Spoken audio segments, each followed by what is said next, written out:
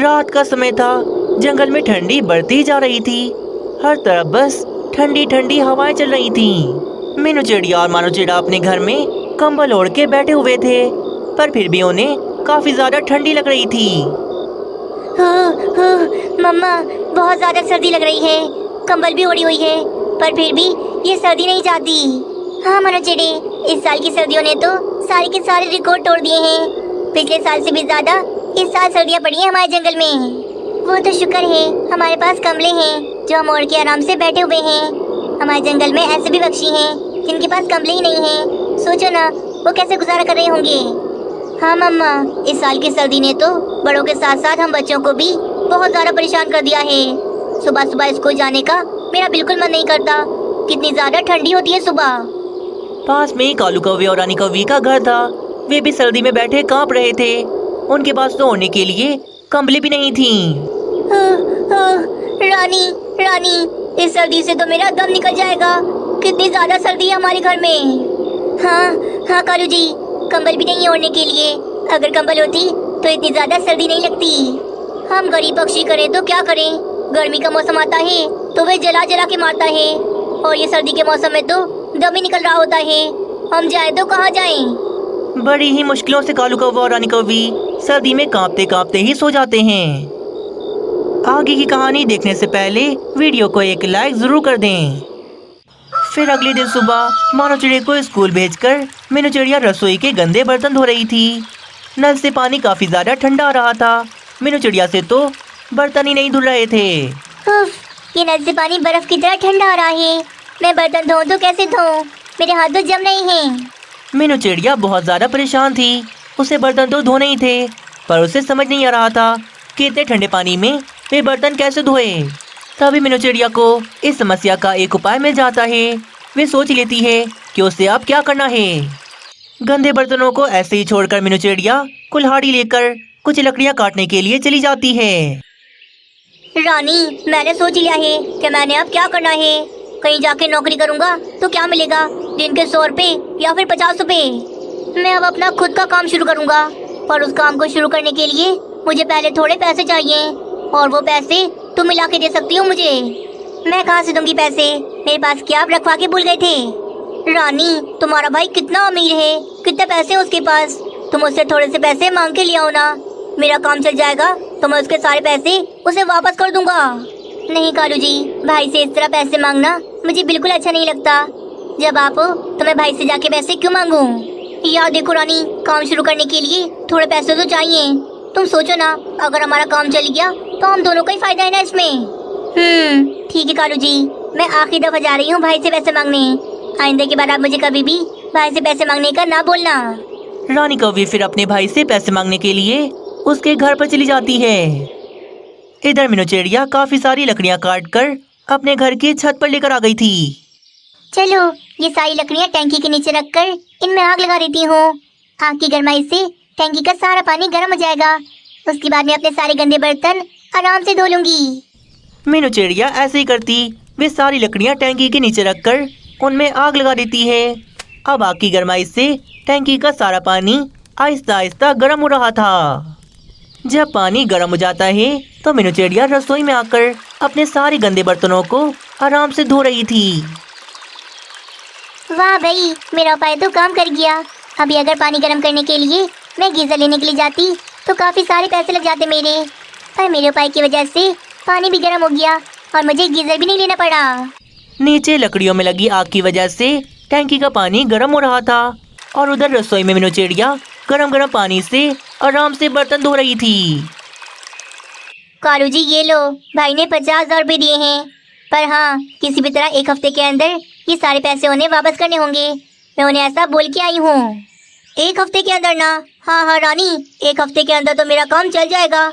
हम भाई के पैसे 1 हफ्ते के अंदर ही उन्हें वापस कर देंगे। कालू कौवा फिर पैसे लेकर अपना काम शुरू करने का सामान लेने के लिए चला जाता है। थोड़ी देर के बाद वे उन पैसों से पानी गर्म करने के काफी सारे गीजर लेके आ जाता है। कालू जी, ये क्या? पानी गर्म करने वाले इतने सारे गीजर लेकर आप क्यों आ गए? मैं बेचूंगा ये सारे गीजर। तुम देखना, ठंडी का मौसम चल रहा है, मेरे सारे गीजर तो यूं बिक जाएंगे। बहुत मुनाफा होगा मेरा। हाँ कालू जी, मेरी शुभकामनाएं आपके साथ कि आपका ये काम चल जाए, वरना अगर आपका काम न चला तो भाई के पैसे वापस करना बहुत मुश्किल हो जाएगा। नहीं नहीं, चलेगा चलेगा, तुम देखना, मैं सारे के सारे गीजर बेच के ही दिखाऊंगा। दूसरी तरफ तो मीनू चिड़िया के घर के बाहर काफी सारे पक्षी जमा थे। वे सब भी मीनू चिड़िया का बढ़िया उपाय देखकर काफी ज्यादा हैरान हो रहे थे। वाह वाह मीनू चिड़िया, तुमने तो कमाल ही कर दिया। क्या उपाय निकाला तुमने? मैं तो वैसे भी पानी गर्म करने के लिए गीजर लेने का सोच ही रहा था। अच्छा हुआ मैंने गीजर नहीं लिया और ये देख लिया। हाँ मीनू चिड़िया, तुम मानोगी नहीं, मैं तो बहुत ज्यादा परेशान थी कि गीजर लेने के लिए मैं पैसे कहाँ से लाऊंगी, पर अच्छा हुआ तुम्हारा ये उपाय मिल गया मुझे। हाँ, ठंडे पानी में नहा नहा कर रोजाना मेरी कुल्फी जम जाती थी। अब मैं भी ऐसे ही करूँगा, अपनी टंकी के नीचे ऐसे ही आग लगा दूंगा, फिर पानी गर्म हो जाएगा तो मैं गर्म पानी से मजे से नहाऊंगा। बस पक्षियों, मैं भी रोजाना ठंडे पानी में बर्तन धो धो कर बहुत ज्यादा परेशान हो गई थी, फिर मैंने ये उपाय निकाला, अब बहुत आसानी हो गई है। सारे पक्षियों को मीनू चिड़िया का उपाय मिल गया था। सब पक्षी भी ऐसे ही करने का सोचते हैं।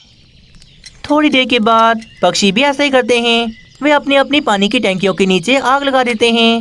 आग की गर्माइश से पानी आहिस्ता आहिस्ता गर्म हो रहा था। गीजर ले लो, गीजर ले लो, पानी गर्म करने वाला गीजर ले लो, अच्छे और कम दामों में पानी गर्म करने वाला गीजर ले लो। बेचारे कालू कौवे को क्या ही पता था कि पक्षियों को तो अब गीजर की जरूरत ही नहीं है।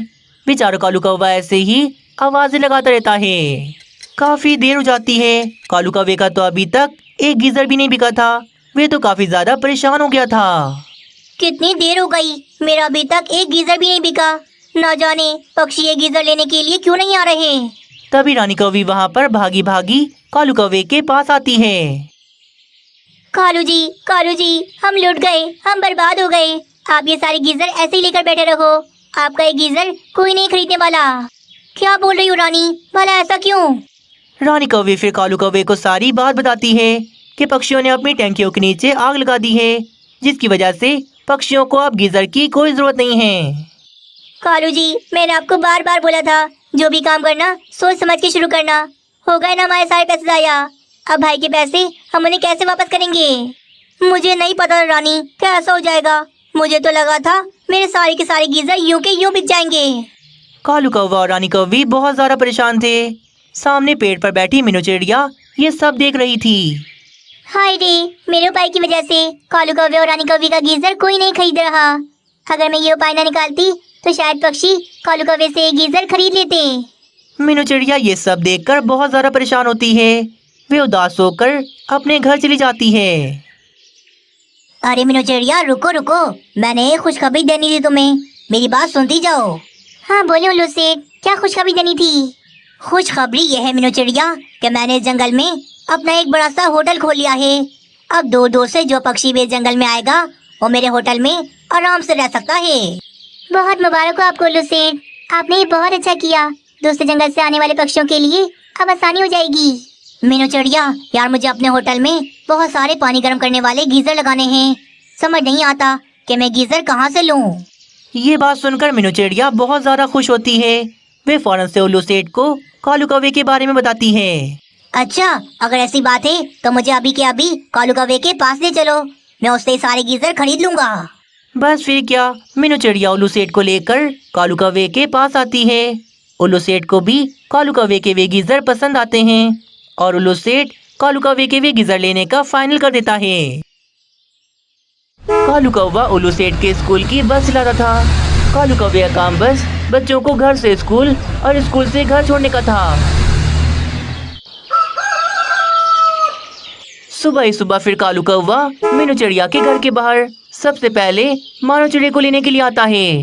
मानो चिड़े, आ जाओ बेटा जल्दी से, कालू अंकल बस लेके आ गए हैं, आ जाओ जल्दी से आ जाओ। अरे मम्मा, कालू अंकल आ गए, चलो चलो मैं चलता हूँ। हाँ ठीक है मानो चिड़े, मैंने तुम्हारे टिफिन के अंदर भी 2 सैंडविच रखे हैं, एक तुम खा लेना और एक अपने किसी दोस्त को दे देना। मानो चिड़ा फिर स्कूल बस के अंदर आके बैठ जाता है। कालू कौवा भी बस लेकर बाकी और बच्चों को लेने के लिए चला जाता है। कालू कौवा फिर बस लेकर नन्हे कबूतर के घर के पास आता है। बेटा आ जाओ नन्हे कबूतर, जल्दी से आ जाओ, मुझे और बच्चों के पास भी जाना है। नन्हा कबूतर भी फिर बस के अंदर आके बैठ जाता है। थोड़ी देर में कालू कौवा सारे बच्चों को बस में बिठाकर स्कूल ले जाता है। चलो भाई, सारे बच्चों को छोड़ दिया स्कूल में। अब जल्दी से घर जाके थोड़ी देर सो जाता हूँ, जब तक बच्चों की छुट्टी नहीं हो जाती। कालू कौवे का घर पास में ही था। वे बस को स्कूल के पास खड़ा करके अपने घर चला जाता है। रानी, मैं सो रहा हूँ, मुझे 1 बजे तक उठा देना, बच्चों को लेने के लिए जाना है। हाँ बाबा हाँ, सो जाओ आराम से, 1 बजे मैं आपको उठा दूंगी। कालू कौवा फिर थोड़ी देर के लिए सो जाता है। चलो, जब तक मैं अपने सारे काम कर लेती हूँ, 1 बज जाएंगे तो कालू जी को आके उठा दूंगी। रानी कौवी अपने काम करने रसोई में चली जाती है। उधर स्कूल में सारे बच्चे बैठकर आराम से पढ़ाई कर रहे थे। आगे की कहानी देखने से पहले वीडियो को एक लाइक जरूर कर दें। कालू जी उठ जाएं, 1 बज गए हैं, बच्चों को लेने नहीं जाना। रानी कौवी की आवाज सुन के कालू कौवा उठ जाता है। वे फिर बच्चों को उनके घर छोड़ने के लिए स्कूल के पास चला जाता है।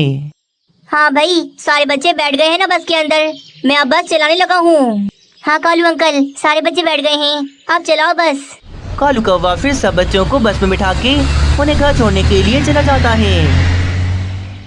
वे एक एक करके सब बच्चों को उनके घर के पास छोड़ के जा रहा था।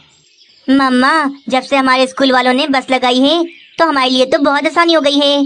कालू अंकल लेने आ जाते हैं और छोड़ के भी वही चले जाते हैं, वरना पहले तो मुझे रोजाना यहाँ से उड़ के जाना पड़ता था, और मेरा स्कूल तो यहाँ से है भी कितना दूर। हाँ मानो चिड़ी, उल्लू प्रिंसिपल ने ये तो बहुत अच्छा किया कि आने जाने के लिए बस लगा दी। अब मुझे तुम्हारी कोई चिंता नहीं होती, तुम आराम से चले भी जाते हो और आ भी जाते हो। फिर अगले दिन सुबह उल्लू प्रिंसिपल कालू कौवे को अपने प्रिंसिपल रूम में बुलाता है। जी प्रिंसिपल, बताएं, कोई काम था क्या मुझसे? कालू कौवे, तुम तो जानते हो ना, तुम जो बस चलाते हो वे हमारे स्कूल की नहीं है। पड़ोस वाले जंगल में जो स्कूल है उन्होंने दी थी हमें, और अब वे अपनी बस हमसे वापस मांग रहे हैं, इसलिए उनकी बस हमें आज ही वापस करनी पड़ेगी।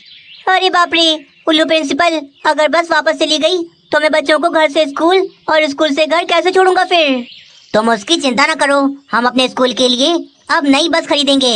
ये लो पैसे, तुम्हें पैसों से किसी अच्छे से शोरूम में जाके हमारे स्कूल के लिए नई बस खरीद के लिए आओ। पैसों की मोटी सी गड्डी देख के कालू कौवा हैरान हो जाता है, क्योंकि इतने सारे पैसे कालू कौवे ने पहली दफा देखे थे। फिर कालू कौवा पैसे लेकर स्कूल बस लेने के लिए किसी शोरूम की तरफ चला जाता है। वे जा ही रहा था, तभी रास्ते में उसे बारूचील नजर आती है, जो कपड़े से अपनी पुरानी सी बस को साफ कर रही थी।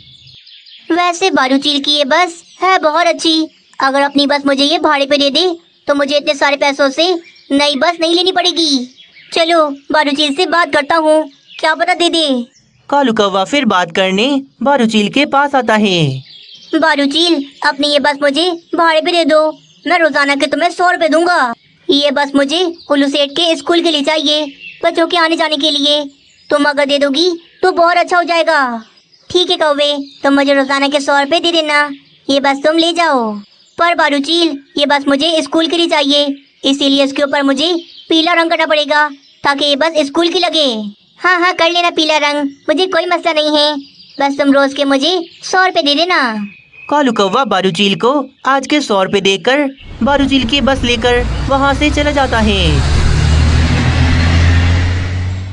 थोड़ी देर में वे उस बस के ऊपर पीला रंग करके उसे बिल्कुल स्कूल की बस बना देता है, और वे बस लाकर वे उल्लू प्रिंसिपल को दिखाता है। प्रिंसिपल सर, आपने मुझे जितने पैसे दिए थे मैंने उन पैसों से ये स्कूल की बस खरीद ली है। बस तो अच्छी है। चलो ठीक है कालू कौवे, कल से तुम इसी बस से बच्चों को घर से स्कूल और स्कूल से घर छोड़ना। कालू कौवा बड़ा ही चालाक था।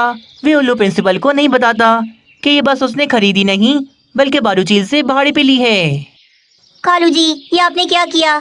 जब उल्लू प्रिंसिपल को पता लगेगा कि आपने वे बस खरीदी नहीं बल्कि भाड़े पे ली है तो वे तो आपको नौकरी से निकाल देंगे। हाँ, पर इससे पहले मैं कुछ ऐसा करूँगा कि उल्लू प्रिंसिपल को पता ही नहीं लगेगा कि वे बस मैंने भाड़े पे ली थी। क्या करेंगे साहब, मुझे बताएं तो। रानी, आज रात को मैं बारूचील की बस उसे वापस कर दूंगा, और फिर कल सुबह मैं उल्लू प्रिंसिपल से कहूँगा कि हमारी बस किसी ने चोरी कर ली। उल्लू प्रिंसिपल तो यही समझेंगे ना कि बस चोरी हो गई, उन्हें कौन बताएगा कि बस तो मैं भाड़े पे लेके आया था। वाह कालू जी, उपाय तो बहुत बढ़िया है, अगर सच में ऐसा हो गया तो हमारे तो मजे आ जाएंगे, क्योंकि उल्लू प्रिंसिपल ने आपको जो बस खरीदने के पैसे दिए थे वो तो हमारे हो जाएंगे। कालू कौवा बड़ा ही चालाक था। वे बड़ी ही चालाकी से उल्लू प्रिंसिपल को बेवकूफ बना रहा था। थोड़ी देर में रात हो जाती है। कालू कौवा स्कूल के पास आता है और बारू झील की बस लेकर वे उसे वापस देने के लिए चला जाता है। कालू कौवा बारू झील को उसकी बस वापस देके वहां से चला जाता है। कालू कौवे, ये क्या बोल रहे हो तुम? रातों रात हमारे स्कूल के बाहर से बस कैसे चोरी हो गई? अरे नई बस थी वो, कल ही तो ली थी, रात को चोरी कैसे हो गई? कालू कौवे ने तो अपना काम कर दिया था। वे तो अंदर ही अंदर बहुत ज्यादा खुश हो रहा था और बेचारा उल्लू प्रिंसिपल बहुत ज्यादा परेशान हो रहा था। उधर बारू झील भी कालू कौवे का इंतजार कर रही थी कि कब कालू कौवा उसकी बस लेने के लिए आएगा। कहाँ रह गया कौवा? अभी तक क्यों नहीं आया? मुझसे तो बोल रहा था कि मेरी ये बस रोजाना भाड़े पे लेगा। चलो कोई नहीं, मैं ही जाती हूँ और ये बस उसे दी आती हूँ। बारू झील फिर खुद ही वे बस लेकर उल्लू प्रिंसिपल के स्कूल के पास चली जाती है। थोड़ी देर के बाद वे बस लेकर स्कूल के पास आ जाती है। उल्लू प्रिंसिपल तो बस देखकर काफी ज्यादा हैरान हो जाता है। चोर कहेंगी, तो तुम हो वो चोर जो रात को मेरी ये बस यहाँ से चुरा के ले गई थी। क्या बोल रहे हो प्रिंसिपल? ये बस मेरी है तो मैं अपनी बस क्यों चुराऊंगी? तुम्हारी बस कहाँ से आ गई है? ये बस तो मेरी है। कालू कौवे ने कल ही ये बस खरीदी थी। मैंने इसे 50,000 रुपए दिए थे, तब जाके ये वाली बस खरीद के लाया था। झूठ बोल रहा है ये कौवा, ये बस मेरी है, मेरी। कल ये कौवा आया था मेरे पास, मुझे 100 रुपए दे के 1 दिन के लिए मेरी ये बस भाड़े पे लेके गया था। ये बात सुनकर उल्लू सेठ सब समझ आता है कि कालू कौवे ने उसके साथ कितना बड़ा धोखा किया है।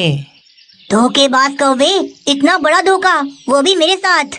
मुझे यकीन नहीं आता जो कौवा इतने सालों से मेरे यहाँ का नमक खा रहा था, वो एक दिन मुझे इतना बड़ा धोखा देगा। कालू कौवे की सारी पोल खुल गई थी और कालू कौवे का सारा सच उल्लू प्रिंसिपल के सामने आ गया था। ओए कौवे, जल्दी जा, जो पैसे मैंने तुझे दिए थे वो सारे पैसे लाकर मुझे वापस दे। कहीं ऐसा ना हो मैं पुलिस को बुला के तुझे अंदर करवा दूं। थोड़ी देर के बाद कालू कौवा उल्लू प्रिंसिपल के सारे पैसे उसे वापस ला के दे देता है। चल चल चल निकल जा यहाँ से, तेरी नौकरी गई। तो जैसे को काम पे रखना, मतलब किसी सांप को पालने जैसा है। उल्लू प्रिंसिपल ने कालू कौवे को नौकरी से निकाल दिया था। कालू कौवे की सालों पुरानी नौकरी उसकी लालच की वजह से आज उसके हाथों से चली गई थी।